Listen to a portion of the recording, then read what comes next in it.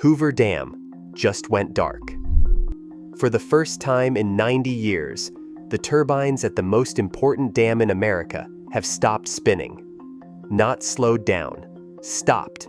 And the reason why should terrify every single person living west of the Rocky Mountains. Colorado River is dying. The snowpack that feeds it, the frozen water supply sitting in the mountains every winter that 40 million Americans depend on to drink, to farm, to survive. It is reading 0% of normal this April. Not low, not reduced, 0. That has never happened in recorded history, not once. But here is what most people don't understand yet. When Hoover Dam goes dark, it is not just the lights that go out. It is the water. It is the farms. It is the cities, Las Vegas, Phoenix, Los Angeles, San Diego. They are all connected to one river, and that river is almost gone. Scientists have been warning about this for 20 years. Water managers have been watching the lake level drop for 2 decades. And now, in April 2026, the moment everyone hoped would never actually arrive, has arrived. So, the question is no longer whether the American Southwest has a water crisis. The question is, how much time is left before it becomes a collapse? Most people picture the Colorado River as a big, wide river cutting through the desert, and it is. But that picture is missing the most important part. The Colorado River does not start as a river. It starts as snow. Every winter, storms roll across the Rocky Mountains and drop snow across mountain ranges in Colorado, Wyoming, Utah, and New Mexico. That snow does not immediately run off. It sits. It packs down. It builds up across thousands of feet of elevation through the cold months like a frozen savings account. Then in spring, temperatures rise, and that snowpack melts slowly, draining down into streams, feeding into the Colorado River system, and filling 2 massive reservoirs, Lake Powell and Lake Mead. Those 2 reservoirs are the storage tanks that make life in the Southwest possible. When they are full, 40 million Americans have water. When they are not, the entire system starts to crack. That system has worked reliably for thousands of years. Mountains collect snow. Snow melts into rivers. Rivers fill reservoirs. Reservoirs sustain cities, farms, and power grids across 7 states. It is not complicated. It is just water doing what water does. Except in April 2026, it stopped doing that. The Natural Resources Conservation Service publishes a monthly snowpack report for the upper Colorado River Basin. Water managers across the Southwest read it the way a pilot reads a fuel gauge. It tells them how much is left and how far they can go. In April 2026, that report came out, and the number printed next to the critical measurement zones above Lake Powell was not 10% of normal. It was not 5, it was 0. 0% of median snowpack. To understand how catastrophic that is, consider this. The worst snowpack reading ever previously recorded for this basin was 19%. That was in 2002, during a drought that water scientists were already calling a once-in-a-generation emergency. That year, with 19% of normal snowpack, the Southwest was in crisis. Scientists and water managers had spent decades running worst-case models, stress-testing the system, preparing for the unthinkable. None of those models included a 0. Dr. Amanda Fielding, senior hydrologist at the Colorado Basin River Forecast Center in Salt Lake City, reviewed the April data and used language that water scientists almost never use publicly. She did not call it a bad year. She did not call it an extreme outlier. She called it a foundational system failure, a failure of the fundamental mechanism that has sustained the American Southwest since before European settlement. The spring 2026 runoff forecast, the water that should now be flowing down from those bare mountains into Lake Powell, is currently projected at 4% of average. The river is receiving barely a trickle, and a trickle cannot sustain a civilization. Most people, if you ask them about Hoover Dam, picture a tourist attraction. A big concrete wall, A nice view of the canyon. Maybe they drove past it on the way to Las Vegas, took a photo, bought a magnet. And sure, it is all of those things. But that picture is missing what Hoover Dam actually is. Not what it looks like, what it does. Because functionally, structurally, Hoover Dam is the beating heart of the entire American Southwest's civilization. Remove it from the equation, and you do not just lose a landmark. You lose the foundation that makes the Southwest livable. Completed in 1935, after 5 years of construction that killed at least 112 workers, Hoover Dam was the largest hydroelectric power facility on Earth at the time it was built. It created Lake Mead, still the largest reservoir in the United States, by water capacity when full. And it did something that no amount of ambition or money could have done on its own. It made permanent human settlement of the desert Southwest not just possible, but economically viable. Cities that had no business existing in the middle of a desert suddenly had water, power, and a future. Here is what Hoover Dam actually does every single day.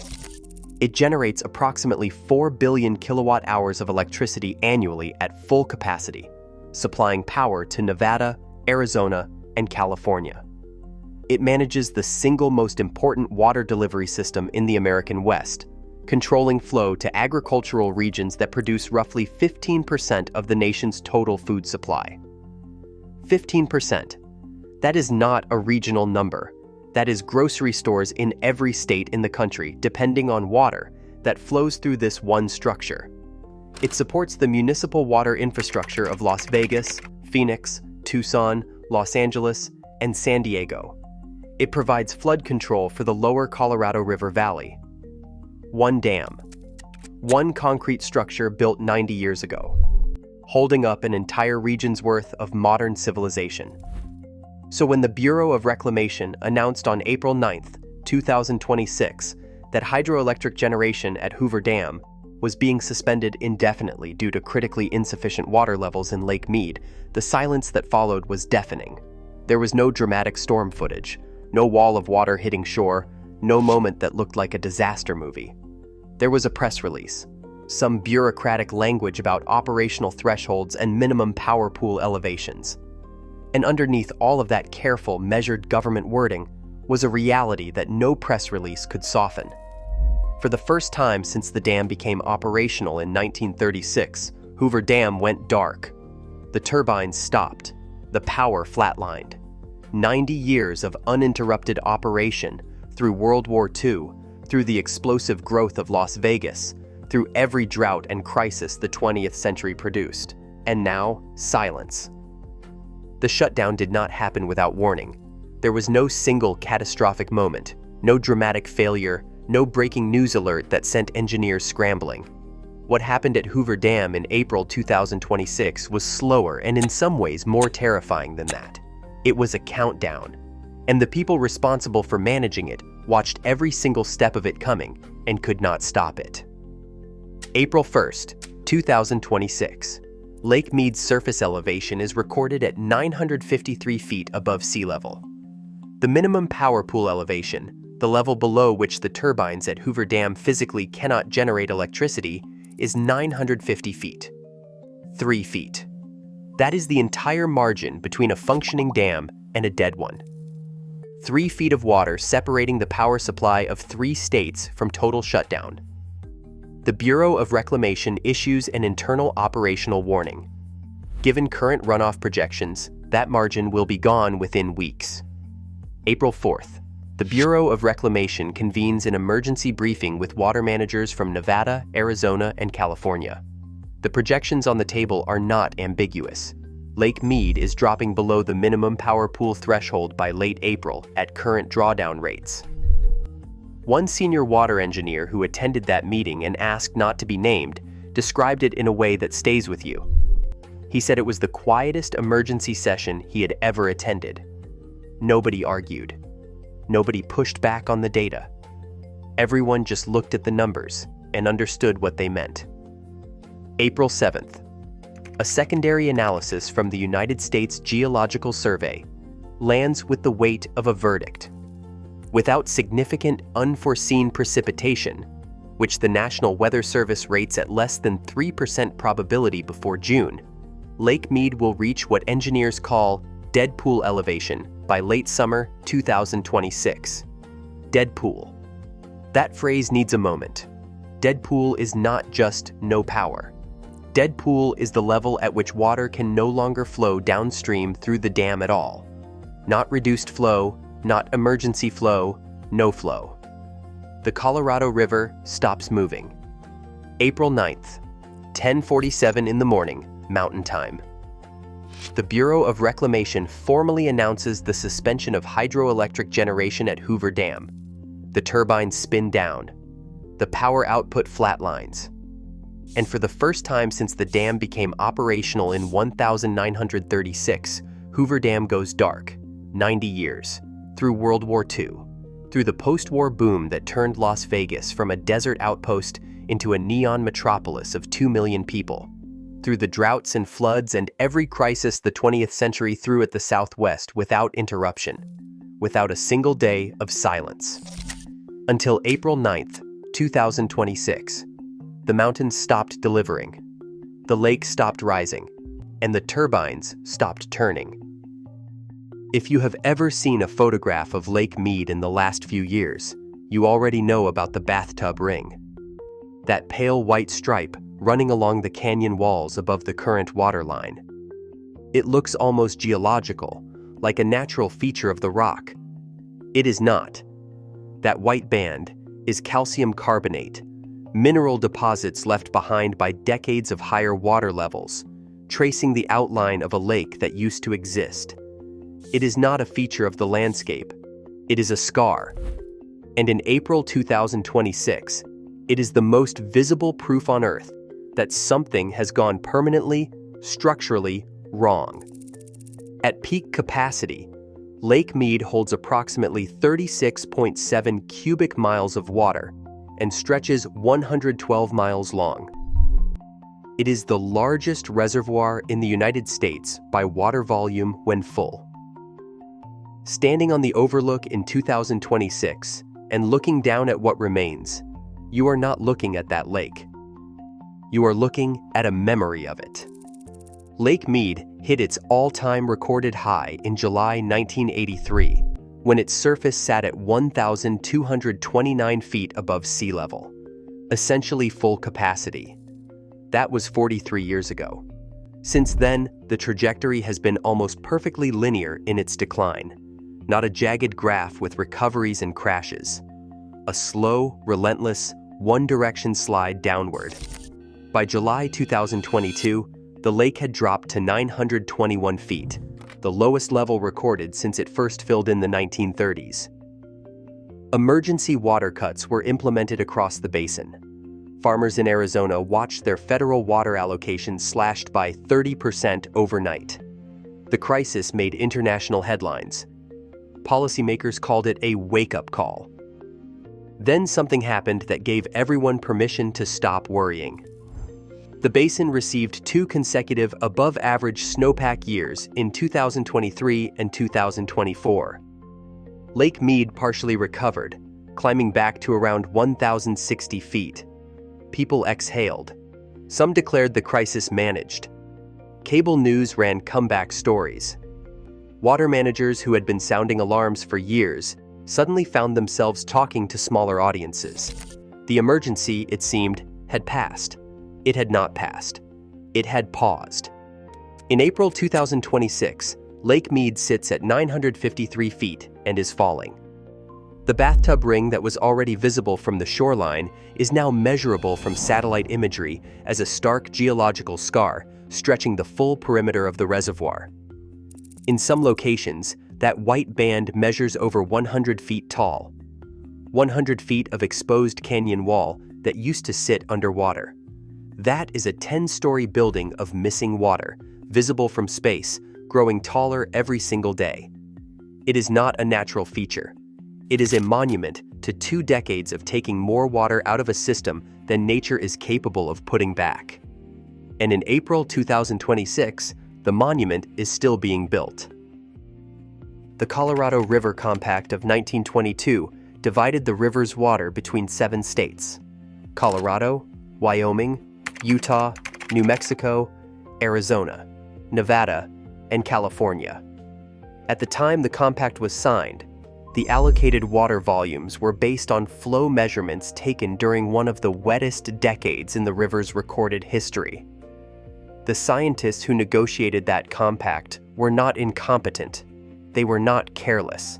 They were just unlucky with their timing. The river they measured was not the average river. It was the Goodyear's River. And for over a century, the entire water infrastructure of the American West has been built on that optimistic miscalculation. Now all 7 states are staring at what happens when the math finally stops working. Nevada draws approximately 90% of its municipal water supply from Lake Mead.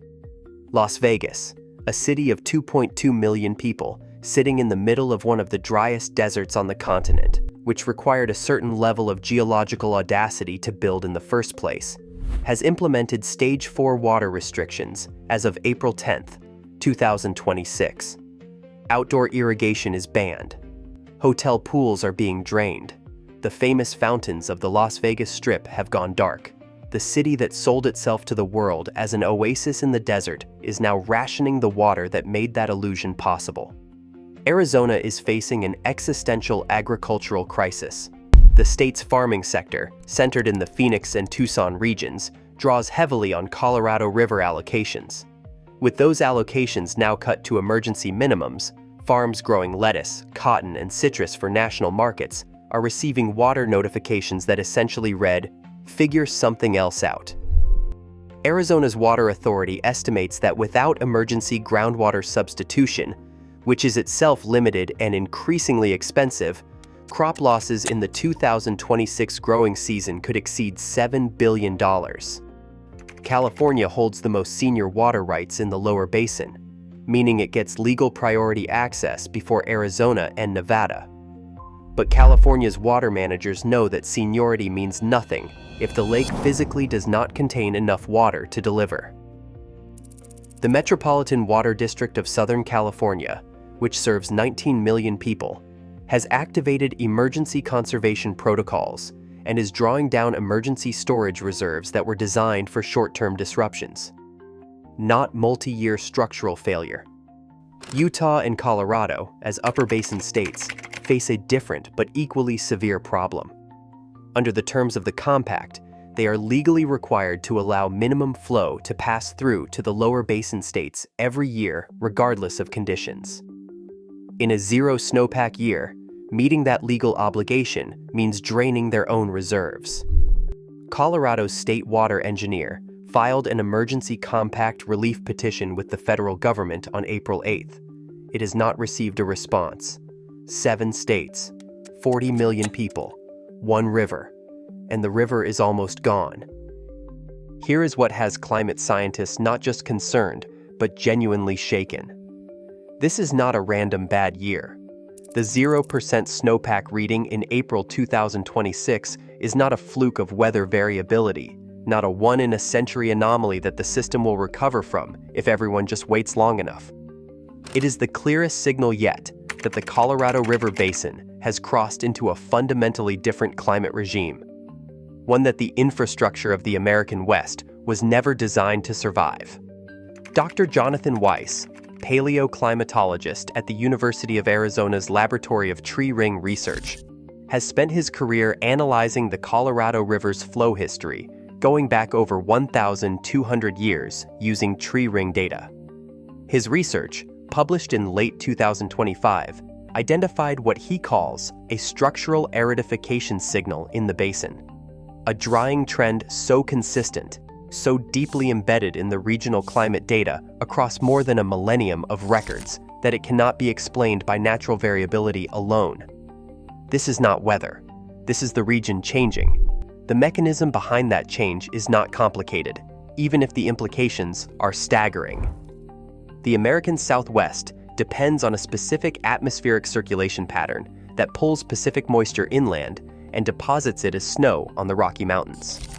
That pattern is being disrupted by warming ocean temperatures and jet stream destabilization.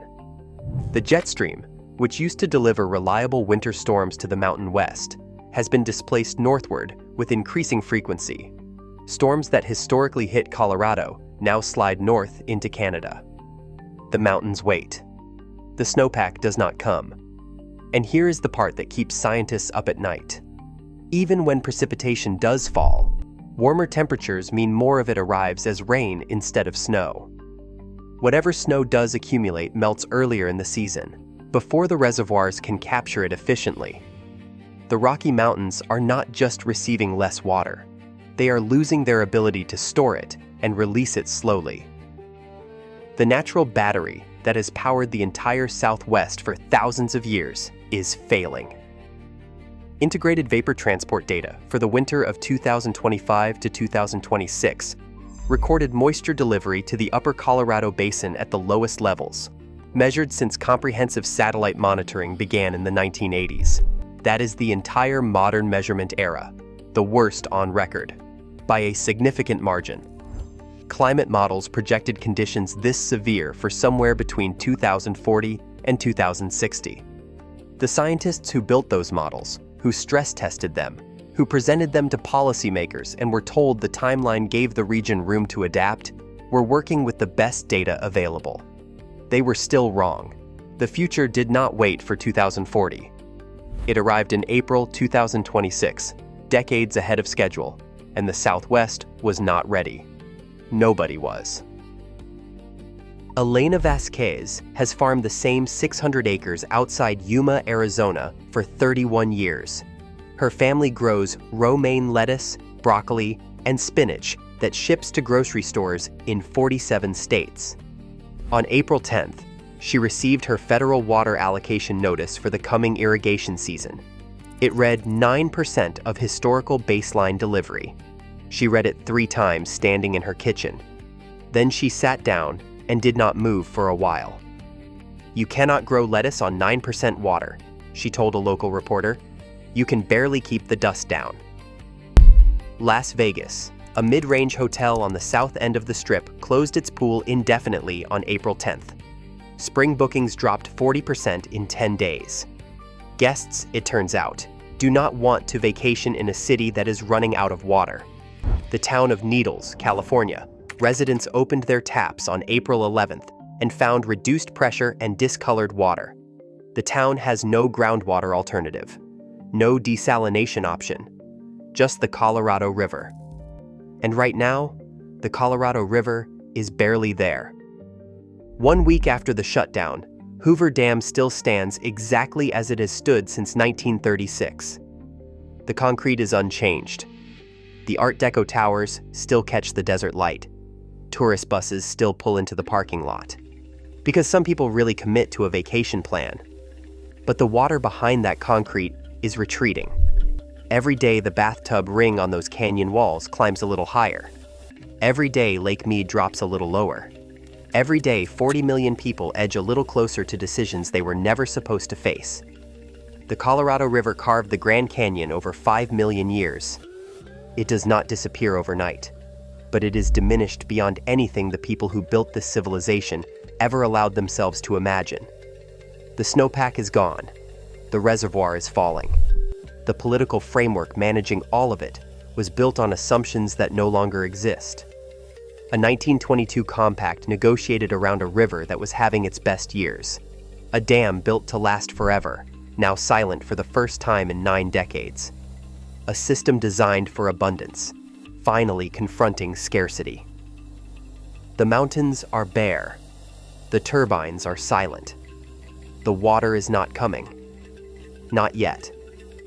Maybe not for a long time. What happens next depends on decisions that governments, water managers, and 40 million ordinary people are going to have to make faster than anyone planned for. The window to manage this is open. The data is clear about one thing above everything else. That window will not stay open forever. The snow is gone. The dam is dark. And 40 million people are one bad winter away from a crisis that has no easy exit. This is not a weather story. This is a civilization story. The Colorado River built the American Southwest. And right now, the American Southwest is watching it disappear in real time. The question is not whether this gets worse before it gets better. The question is whether the people making decisions about this water have finally run out of time to keep pretending tomorrow is someone else's problem.